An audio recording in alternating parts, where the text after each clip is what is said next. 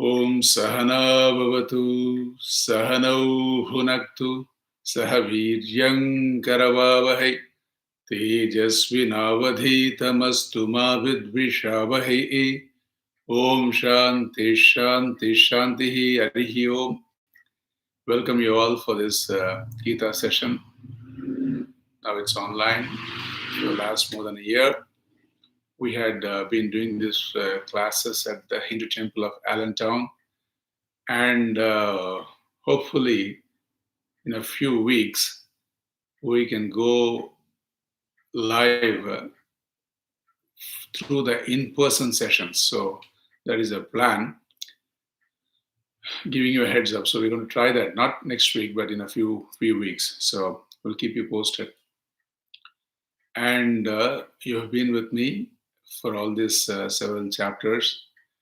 And today we will conclude the 6th chapter with very interesting verses, 4 of them. And we are still in the topic of Arjuna asking regarding a yoga brashta, the one who is fallen from yoga within this janma towards the end of his life, and what would happen to such a person, what would happen to all his efforts. Will they go in vain? No. Bhagavan answered very assuringly, guaranteeing what kind of a great birth would be waiting for such a person, in addition to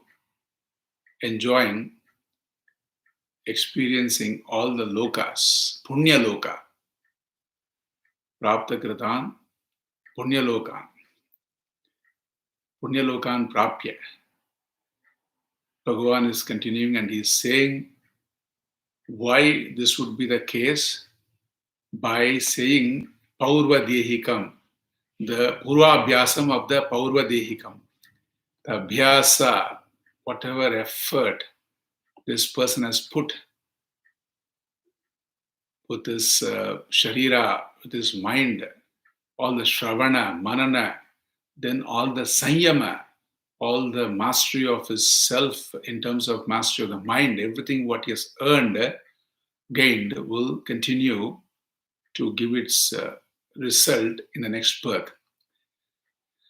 Now, we may think, if you remember all the questions and answers, all the answers Bhagavan gave elaborately, we may think Bhagavan has covered all the possibilities, and it is for our limited mind, it might look like that. But there is another scenario which is taken up by Bhagavan. There's no question by Arjuna, but Bhagavan himself takes up that scenario and he answers that, which is the shloka number 44. So the Bhashyakara Maharaj, Shankaracharya Maharaj's Sangati connection is with the previous verses. Katham purva deha buddhi sanyoga iti taduchyate. How is this purva deha? How is this connection? Because the purva deha, the previous birth, it's so different. A person is born into his next birth without any great memory of his previous birth. How is this transfer of punya, transfer of efforts, all that, how does it happen? It's very, how does it happen? Now, Bhagavan answering that question is taking up a worst case scenario, which is this.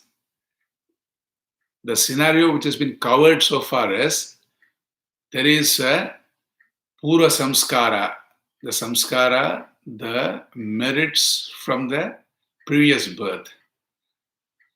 And then there is pravritti, and then the person has a jump start in his next birth and he makes progress, right? But this is all has to be backed up by some ichcha, some desire over time, not just while he was born, while that person is born, but over time, that person has to express some interest for picking up from wherever he has left, right? That icha also has to be there. Bhagavan in this shloka is taking up a scenario where, say, suppose this person was almost a yogi in the previous birth, he was almost making it as that exalted yogi. What is the yogi here we are talking about? The yogi who has got samatvam. That has to be appreciated. When you appreciate that yogi as the one who has equanimity, as the oneness, as the vision of oneness. When it comes to love, there's oneness. When it comes to feeling for others, there's oneness. When it comes to seva bhava, there's oneness. When it comes to Ishvara, there is oneness, there is no separation in his antakarana. So that oneness, one who has is the yogi we are talking about. Suppose someone did not make it, which is the general area we are discussing, and is born, that person is born in the next birth, he has a jump start.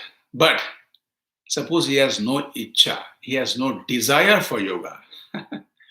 So this is the scenario. Suppose he has no desire for yoga, what would happen to such a person?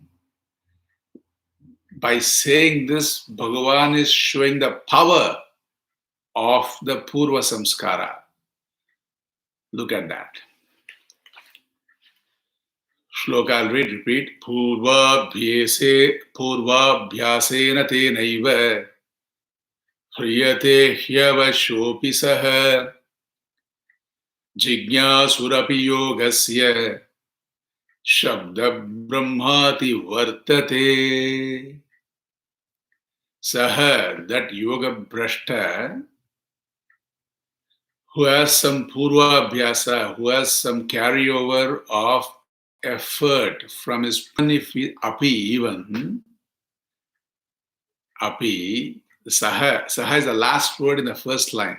That is the subject. Saha, even api, avashaha, even if he is avashaha. We know the word vashaha, or we have heard of the word vashaha, or some of you might heard of the word vashaha.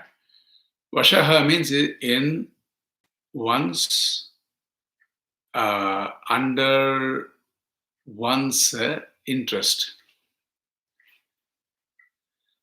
So avashaha is, suppose if avashaha means, now this, he is not under the vasha of yoga. He is not under the desire. He is not under the desire to pick up where he left and progress. He doesn't have the desire. So that is why it's called avashaha. He is not given to yoga. Suppose if this person is not given to yoga in terms of desire, in the next birth, even if that is the case, then tena purva abhyasena, because of the purva abhyasa, purva, previous abhyasa, because of the practice, because of the effort, not just in terms of physical effort, but also because of his mental effort and how much he has gained in terms of having that equanimity almost. So with that bala, with that strength of the purva abhyasa, and that purva abhyasa, we are talking that purva is just the previous birth, the birth which has just gone by. Ishvara is very kind. He won't, what I should say, what they say is um, he won't go back in time and make up something from all those past births and come up with a khichdi and try to give us, or and say that this is what you deserve. I know you were great in your previous birth, but then putting together all the other things, you deserve a birth of an animal or something. No, Bhagavan is not going to do that. Bhagavan is just going to look to his previous birth because that was great. Samanantara, only that birth. And Akhandanji Maharaj gives a logic also. He says, suppose if in your pantry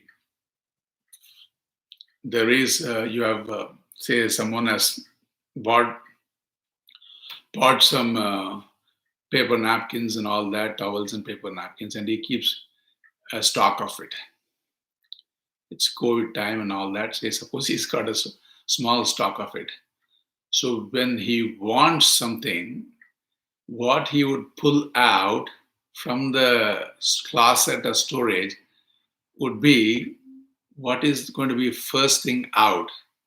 The first thing out is going to be the last thing in.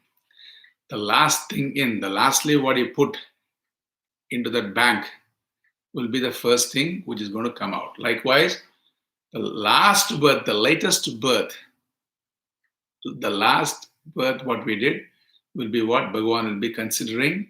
So we get a human birth. So that Purva, that is a strong Purva Abhyasa Balate. Although remember, who are we talking about? We are still talking about Yoga Brashta. One is fallen from yoga towards the end of his life, in the last birth. But a special case where this Yoga Brashta is also not interested in yoga in this new birth. Even that person, because of the power, because of the force of the effort he has put, that person has put Eva, he is just because of that,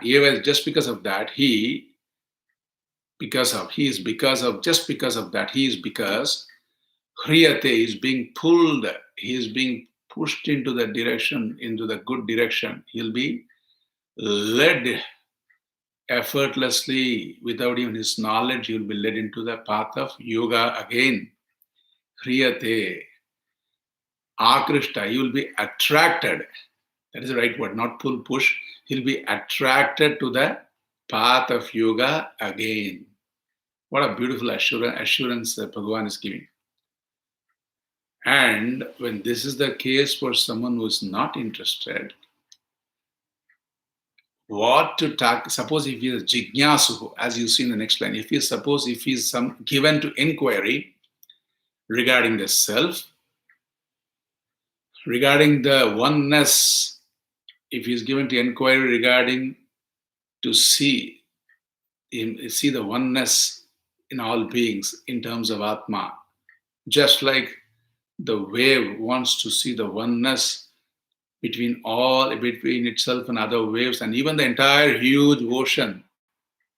According to the ocean, this wave is tiny, puny, but with respect to ocean, the oneness is in terms of water. If the wave is inquiring towards that, that is an example, that is an illustration of this jignasu. This person, if he is like that, he is given to inquiry regarding the oneness to make his mind to see that oneness. Yogasya jignasu. He's a jignasu, not jignasu. Not jignasu means jnatamichuhu. One is desirous to know. The desire is not for anything but for yoga. Yoga is what? Karma yoga, jnana yoga, shravana, manana, nidhyasana, that is jnana yoga. And yogasya jignasu api, for that person also, if somebody who is avashaha, who is disinterested, he is getting attracted because of his previous karma, then what to talk about someone who is a jignasu, kimuta. Kaimutika Jnaya. This is the Jnaya. This is the reasoning. When someone is not interested, with a good background from his previous birth is attracted, if someone is a Jignasu, he is also of yoga, of this yoga, then he is also ativartate. He also crosses over. Crosses over what? Shabda Brahma. Shabda Brahmati Vartate. So when you say crossover, he gets more phala compared to Shabda Brahma, compared to karma, the activities enjoined in the Vedas, compared to compared to the result delivered because of performance of the activities in the Veda. That is called Shabda Brahma. Brahma is Veda here. The Brahma Shabda has got a couple of meanings. Brahma is Veda, Brahma is the Brahmaji, Brahma is Tapas, Brahma is also the Atma Tattva, Brahmatvam. But here Brahma is Veda. Shabda Brahma is the Veda, the Shabdas of the Veda, the sounds of the Veda, which is enjoining several karma. This person will effortlessly go beyond that, go beyond just performing that, into a kind of a Nitya Sannyasi or a Sannyasi. Nitya Sannyasi is one who's taken to Karma Yoga, still playing all the roles. Sannyasi is the one who has taken to a lifestyle of renunciation, either one. And he will just not cross over, he will also get more phala, more results, exalted results. So this is this shloka, Jignasu B. So what is the Tatparya? So just don't be someone who's performing action. Be a Jignasu, be someone who's inquiring about yoga and bringing that yoga in terms of Karma Yoga, Jnana Yoga, and do Abhyasa. Abhyasa means keep dwelling in that. Don't give up that. Don't take up to Shravana Manana just for name's sake, but give out quality time like you're all doing. Then you'll definitely get somewhere, if not in this birth, definitely in the next birth. And now let us look at the next shloka. Before that, let me translate Pujya Swamiji's translation for the shloka. By this previous practice alone, he is necessarily led to yoga as the one who is desirous of knowledge of yoga. He goes beyond the Veda karma, the karma enjoined in the Vedas. He goes beyond that. So this is the translation, and with this, we'll go to the next shloka.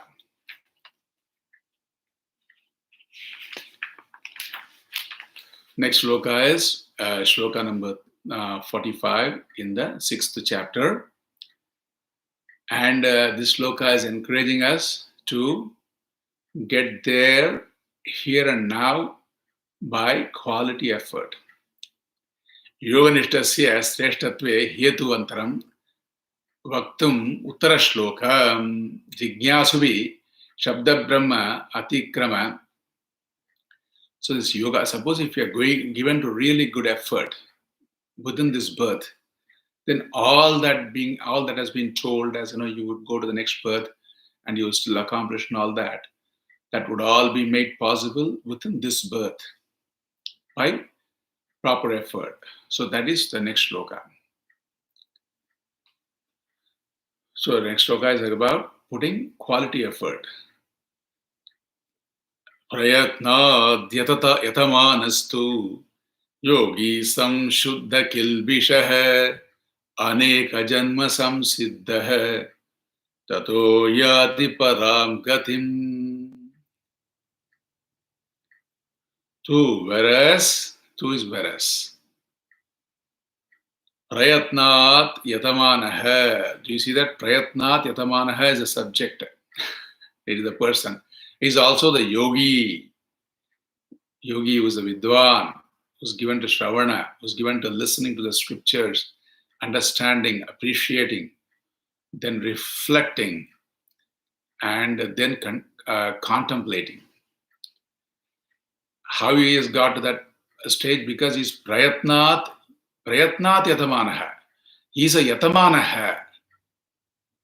He is the one who is a yata, sanyatamanaha, who is a very composed and cheerful person. Very composed person. Cheerful is it's very subjective. It's very judgmental. So you all have to be cheerful. We'll all try to be cheerful, whatever may be the situation.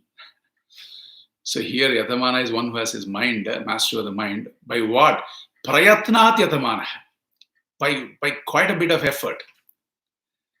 So when he is a Prayatnat Yatamana, Adhigam Yatamana, in what? In Kutaha Prayatnat Yatamana, in yoga, in accomplishing this yoga, dhyana yoga, in accomplishing this contemplative mind based on all the knowledge regarding self.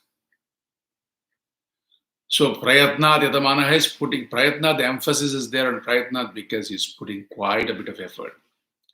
That is opposite to Mridu, some light effort. Mridu is light. Mridu Prayatnaha nasti, Adhiga Prayatnaha asti.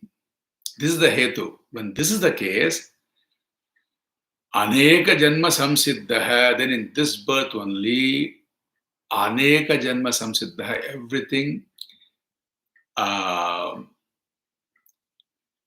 what is happening in this Janma, the Punya will materialize. Sam Shuddha Kilbishaha, he becomes some Shuddha Kilbishaha. Kilbishaha is Papa.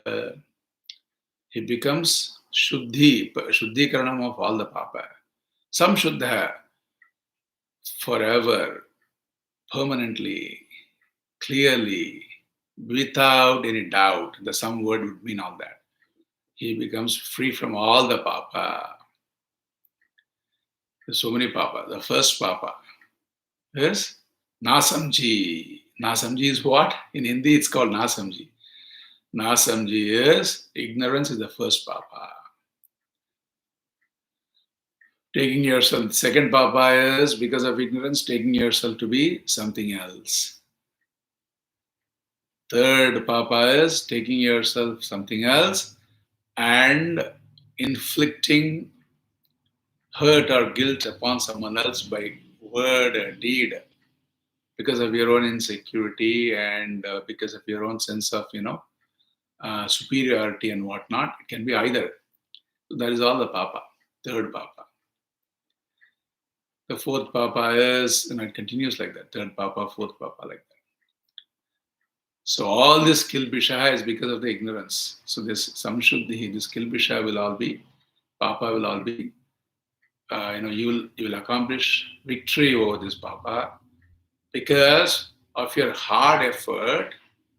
Aneka Janma Samsiddha, you become in this birth only Aneka Janma Samsiddha. Anekeshu Janmasu Kinchit Samskara Jatam Upachitya.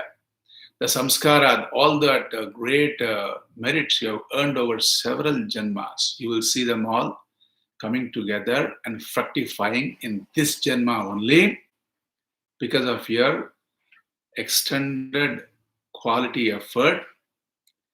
And you don't have to wait chirakalam. You don't have to wait for the next birth, because when the yoga brishta has been told that there's no nasha, there's no loss of his papa, there's no loss of his effort, then that doesn't mean we have to relax and sit back and just dabble into satsanga every now and then and wait for everything to accumulate over time. No, that's not the point.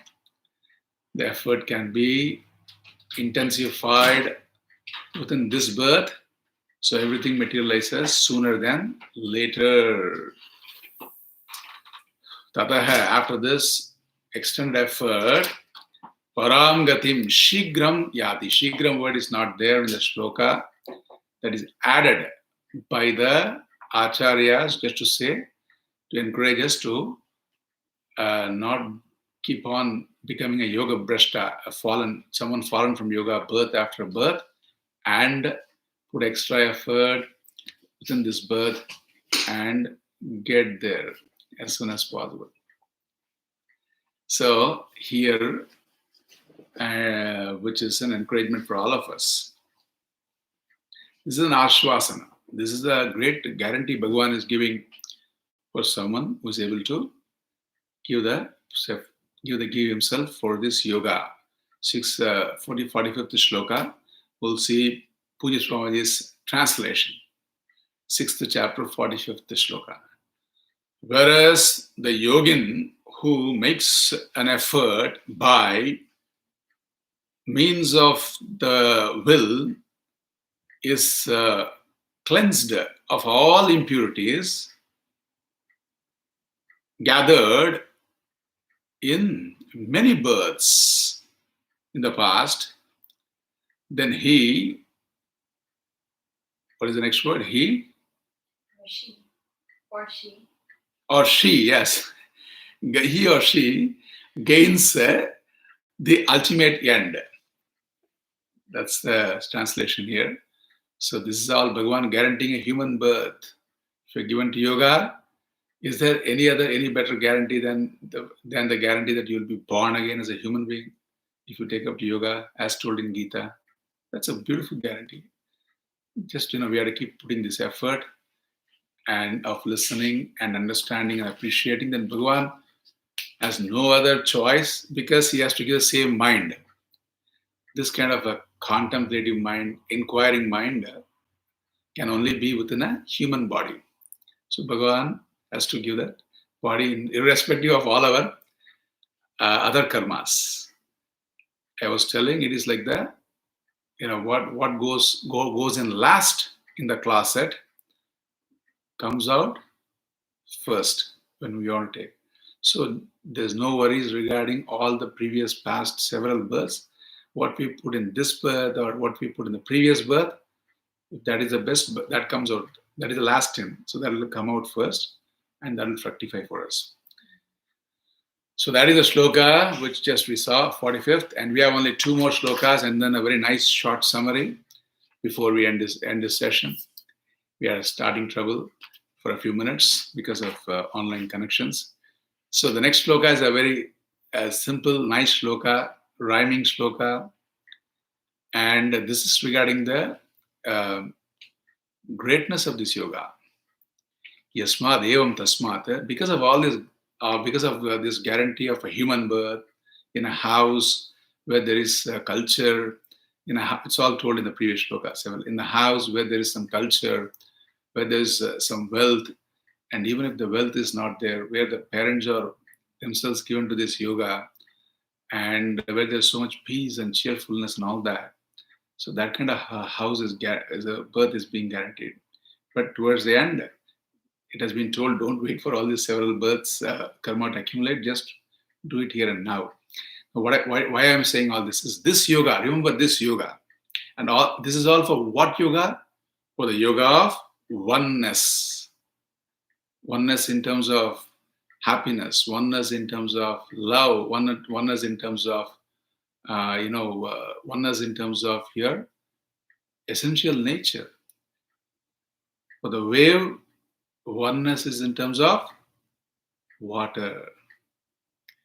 For us, oneness is in terms of our swarupa, our essential nature, Atma, which is Brahma, which is limitless.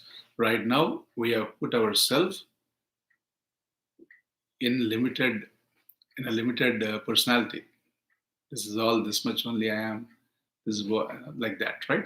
So that limited personality in which we are trying to fit ourselves and we feel the sense of bondage, that has to be resolved. Then we see oneness. That is why, because of the oneness, we say what? I'm able to see someone else and I'm able to easily have that Pratipaksha Bhavana also becomes complete when this oneness is there. This is the knowledge behind the Pratibhaksha Bhavana of putting yourself in someone else's shoes effortlessly. All your relationship will be taken care of. When this oneness is there, this yoga is a big deal. That is what is being told. Look at that. So this yoga is yoga of oneness. Dhiko yogi jnani adhikah karmibhyascha adhiko yogi tasmat. Therefore, yogi bhava Arjuna. Hey Arjuna, become a yogi who is seeking this oneness, who is understanding this oneness in terms of reality. For who this oneness is real. Bhagavan is asking Arjuna to take up to that yoga where you can see this. Because tapasvibhyo, this yogi this yogi is accomplishing that oneness because of this shastra, scriptural study, reflection, and all that, right? With the help of a teacher. So that yogi is greater than a tapasvibhya, a tapasvi. You've seen all those books. For us, tapasvi is the one who has given to a lot of penance, austerity. And what comes to our mind is all those yogis who stand on one leg, their hands up, long beard, for several thousands of years. Ravana did that kind of a penance. So many asuras did that kind of penance. So many devas also did. It's a very lot of effort, right? So even more than those tapasvi, this yogi is greater. Who? The one who wants to putting effort in terms of using his buddhi. Using his buddhi. This is a buddhi yogi. He's not giving up his mind. He's not stunning his mind, stifling his mind between the frozen mountains. He's giving this yogi. Tapasvibhya is greater than tapasvibhya adhikaha. He is also greater than jnani, the wise man. Jnanibhyaha api adhikaha. So here we are talking of this yogi as the wise man, but in the shloka it is told that he is greater than even the jnani. So we have to redefine the word jnani in the shloka.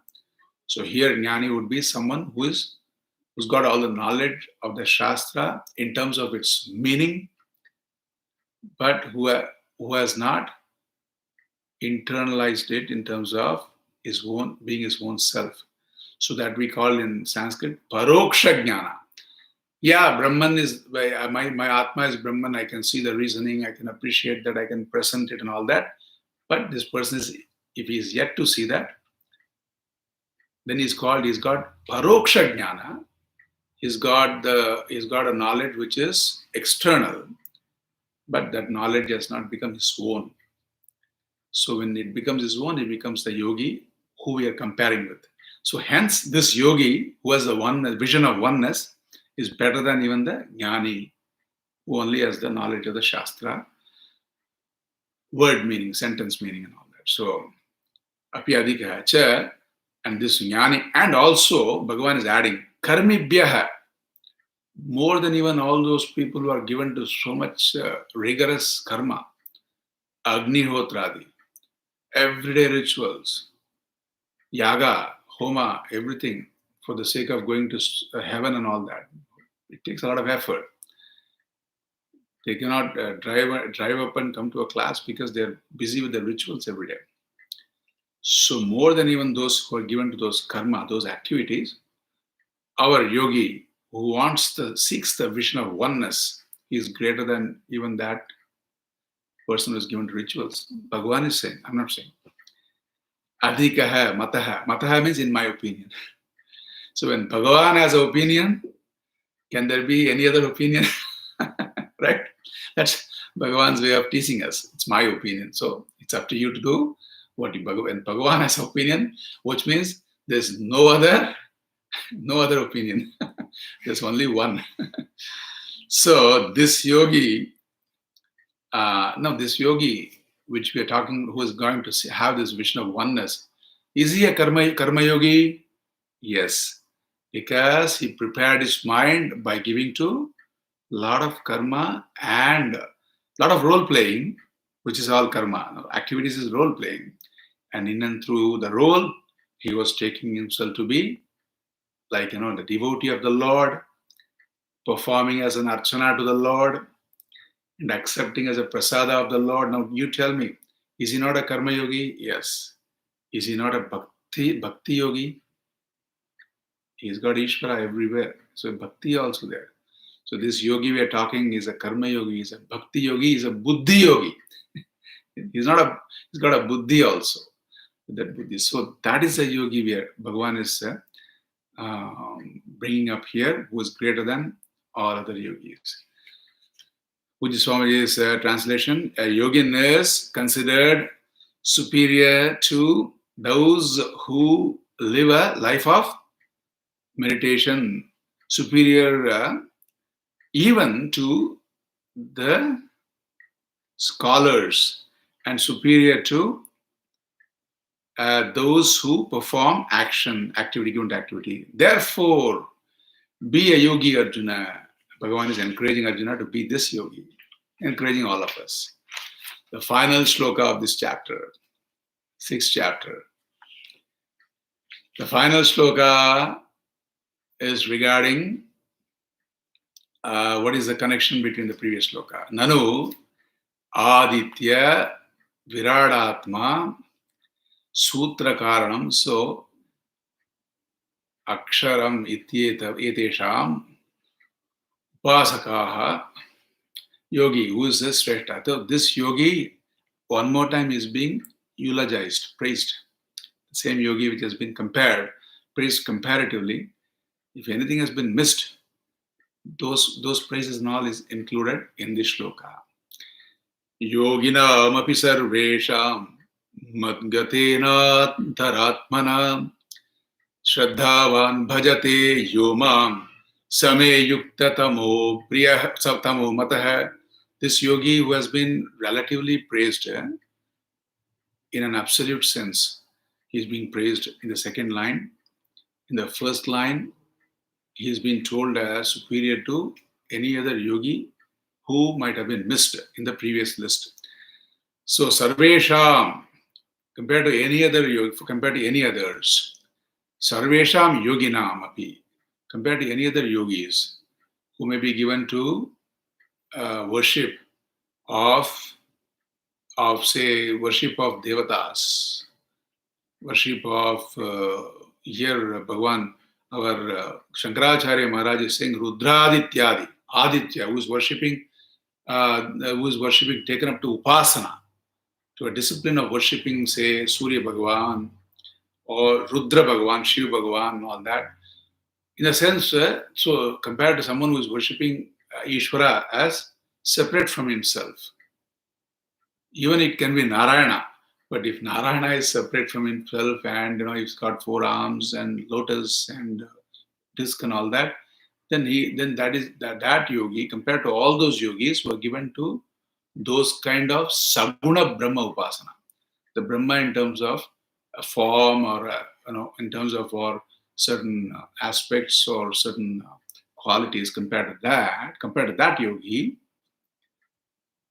this yogi who has been praised in the previous shloka, who is Shraddhavan, who is also very respectful, very faithful, very trustful to all that the Shastra tells in terms of other meditation, but who is Madgatena.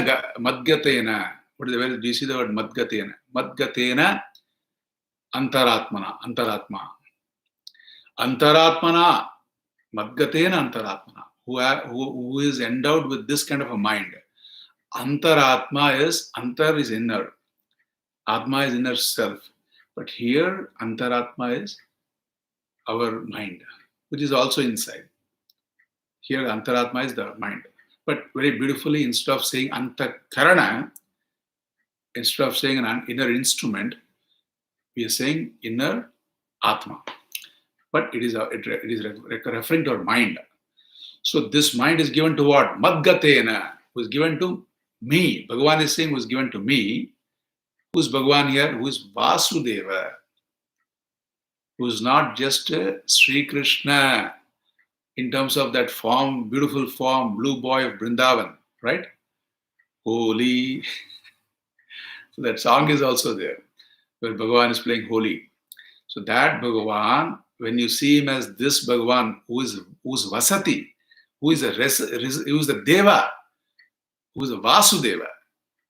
Vasudeva is also my father's name. So who is Vasudeva?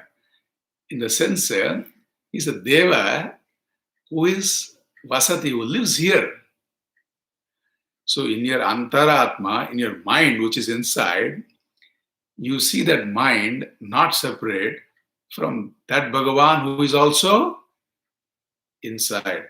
If you want to see that mind which is inside, not separate from this Bhagavan who is outside in Shiva Loka or Vaikuntha, then it's a huge gap. How do you bridge that? So you see that indweller in yourself, Narayana, as a antar bahishyatat sarvam vyapya narayana stitah, that Narayana was inside, outside, and everything.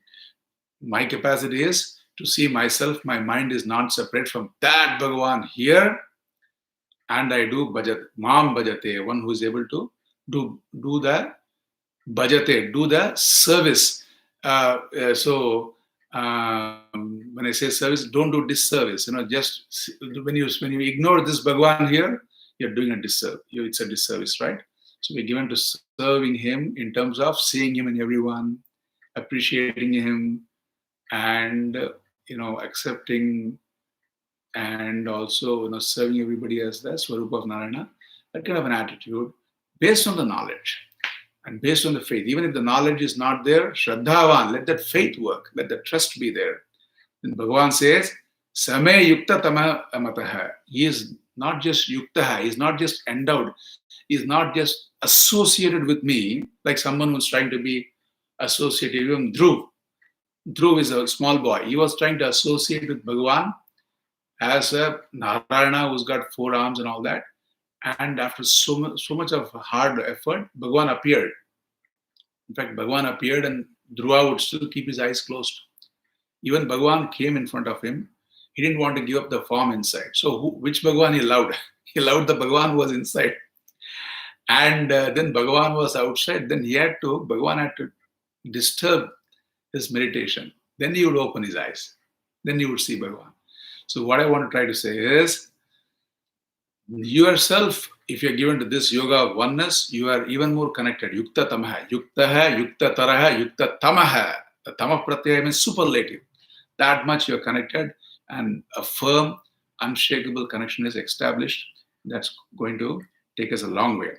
So this is the shloka, which is the conclusion of this chapter. And again, this is regarding contemplation of Ishvara, Narayana, Bhagavan as your own Antaratma, your own indweller. So that understanding of the indweller in terms of not separate from yourself will make it possible, right? So we'll just quickly read Puji Swamiji's translation because we have a small summary to say. So the one who has Shraddha, who with a mind absorbed in me, contemplative upon me, he is the most exalted among all yogin. This is my vision. So again, if it is Bhagavan's vision, it better be we don't have to have any confusion about that. So Bhagavan is confirming that. Having said that, we have concluded all the 47 shlokas in this chapter. Quickly, the summary. Why did I close the book? My summary is right there.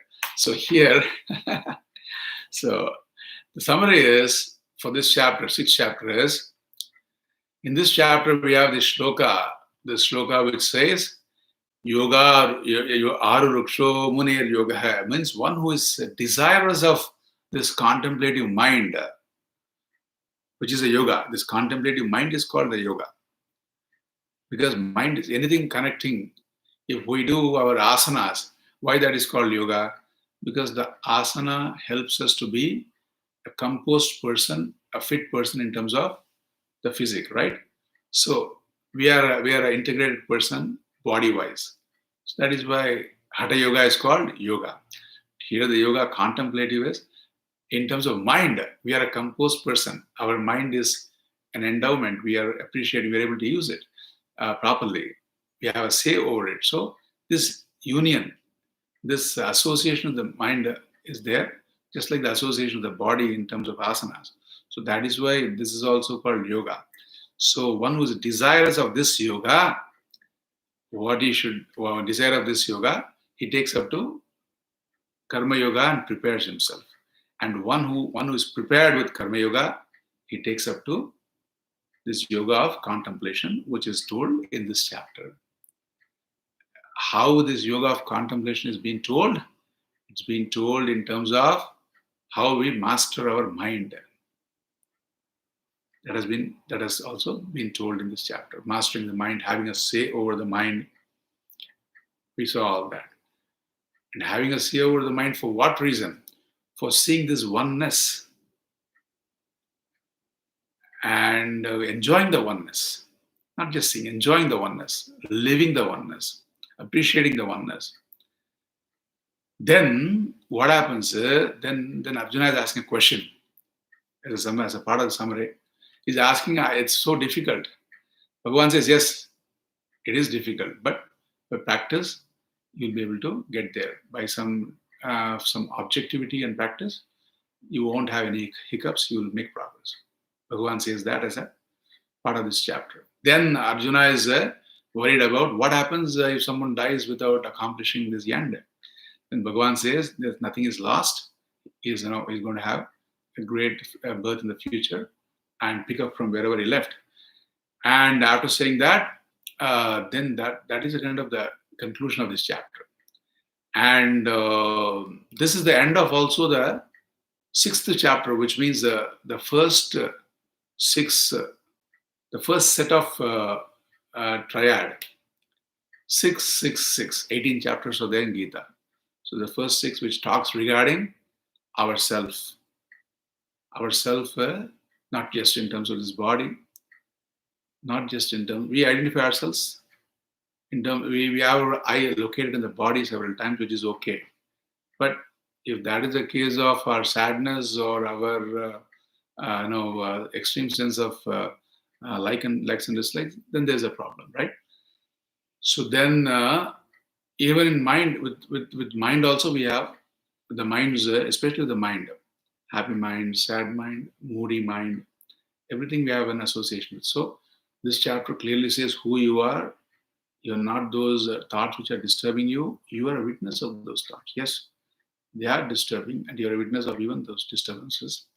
In fact, you are the one who is lending existence in terms of that light of consciousness to experience all these, things which are happening in the mind and body and all that. So that way, you see yourself as a conscious being. Essentially, yourself is that consciousness and that awareness, which is not affected. It cannot be affected. Mind can be affected. Mind has to be affected. Then only, when I see the computer, it should be affected by the computer. So I recognize the computer. So mind forms the thought about this computer. If I see something else, mind picks up. So mind changes. But who is the one changeless? Who is not subject to change? Who is able to say this is the computer versus that is that thing, and this? Who is able? How are we able to say this is my experience? I experienced that. I experienced this situation. I'm experiencing this event. Mind is able to say, but who is the one who is making it possible? That is you, in terms of, we can call it witness with respect to all the thoughts. You can call yourself that light of consciousness who is not affected anything, but that is you. That has to be clear to some extent by now. Then we're going to see who is Ishvara from next chapter onwards. That is a Tatpadartha. Tat Tvam Asi. You, thou art that. Thou art that. That thou is seen so far. Thyself is not just what we identify ourselves with. Thyself is the honorific light of honorific self-evident consciousness. That is thyself. So that we have been seeing. Now we will see the topic of Ishvara from our next session. Om Purnamadav Purnamidam Purnat Purnamudachyate Purnasya Purnamadaya Purnamevavasishyate. Om Shanti Shanti Shanti. Hari Om Shri Guru Bhyo Namaha. Hari Om. Appreciate you all joining. See if you can quickly join for the Bhagavatam. I hope you all have the link. Look forward to see you all there.